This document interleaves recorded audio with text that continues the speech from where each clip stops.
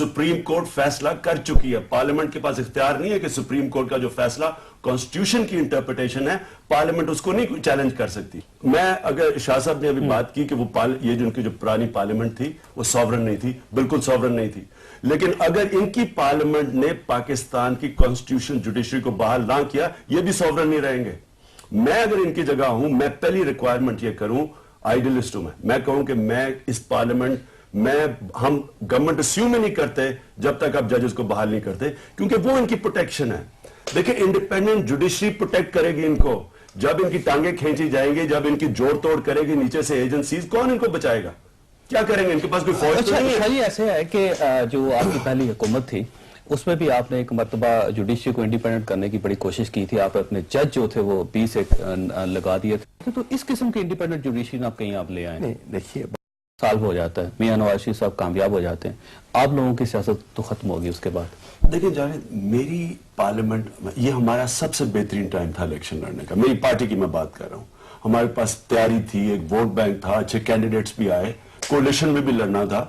जो IRI की सर्वे थी उसके मुताबिक जो People's Party number 1, Nawaz number 2, हमारा वोट बैंक 6 पे था, फ्रंटियर में नंबर 2 पे था, हम सीटें भी निकाल सकते थे। लेकिन मेरे असेंबली में आने से ज्यादा जरूरी पाकिस्तान के लिए अदलिया की बहाली थी।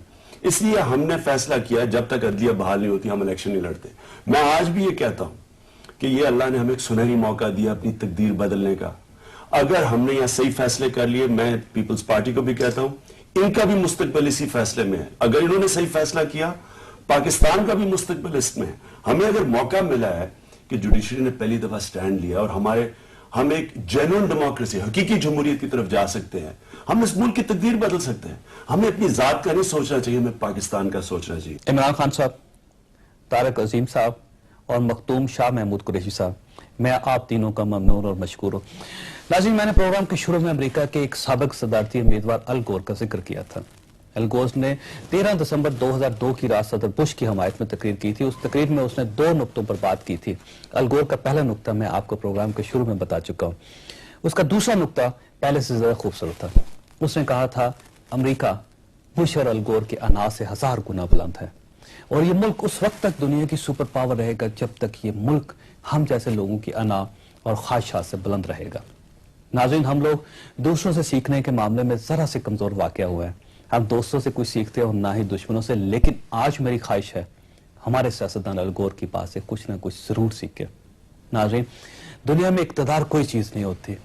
वज़ारत उज़्मा भी किसी तख्त ताउस या सल्तनत दाऊदी का नाम नहीं होता।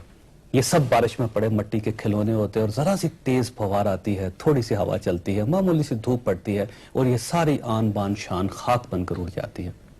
असल बात, असल चीज मुल्क होते हैं और मुल्कों को सियासतदानों के असूल और रूल ऑफ लॉ कायम रखता है। ये इलेक्शन के बाद आज तक की सूरत हाल थी। कल क्या होता है इसके लिए हमें कल तक का इंतजार करना पड़ेगा। लिहाजा मेरे साथ इंतजार कीजिए कल तक।